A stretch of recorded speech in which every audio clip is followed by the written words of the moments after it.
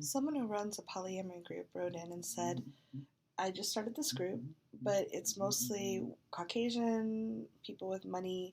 How do I attract people? I think they also said younger. Younger, yeah. How do I attract a more diverse group, including people of color?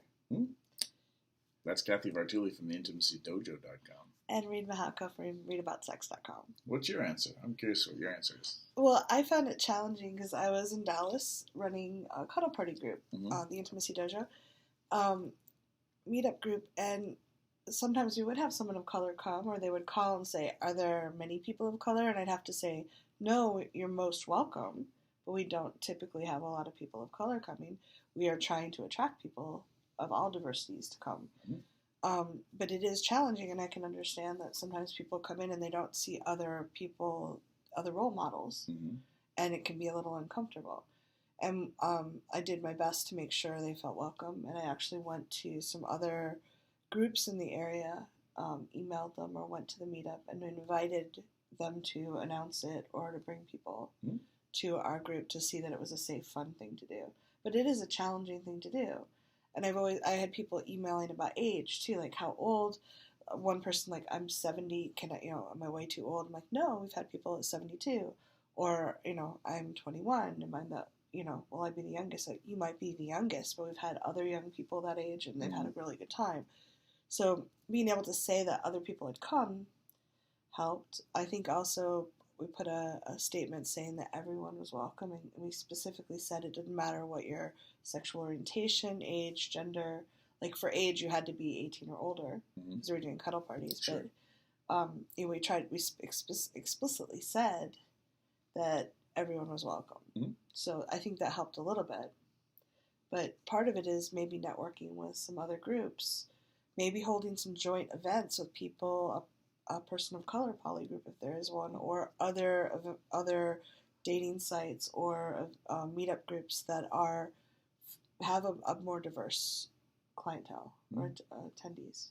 I would say the biggest thing is go talk to people who lead groups that have the diversity that you would love to welcome in, and go talk to them and have a conversation about how can you be more inclusive and things that you can do outreach-wise and whatnot to improve the diversity of the groups that you're running. It's very possible that you're doing stuff unconsciously or just from a perspective of being naive because you wouldn't know to know better. There might be languaging that you're using. There might be photographs and things that you're using to promote. Someone pointed out to us on Thriving Now that we weren't having as many people of color, and we were grateful for the feedback. We looked at like, wow, we haven't. So we included that, but trying to have people of different ages in your photos, different races, different like gay or lesbian couples. Basically, clues or cues that you're conscious and aware of diversity more than just saying, everyone's welcome. Right, yeah. And your best bet if you're running a meetup group is, like I said, go talk to other organizers and ask them to tell you what you need to be doing. Because the very act, I'm assuming that the person who's running the group is white, but I don't know. If the very act that you actually are actively going out and asking for advice, also knowing that they don't owe you their time. Right. Like there's not, hello, person of color, could you please educate me on how to get more people like you in my group? Like I don't know why that was a bad British accent, but no one owes you anything because there's a thing called Google. Ask the Google. And you may want to Google tips on how to increase the diversity of, your groups or things like that, and do some research and reflection about race and diversity and things like that. But reaching out to other community leaders and really sincerely saying, hey, I've started this group. I really want it to be a kick-ass diverse group, and here are the challenges I'm having. I'm having an age thing.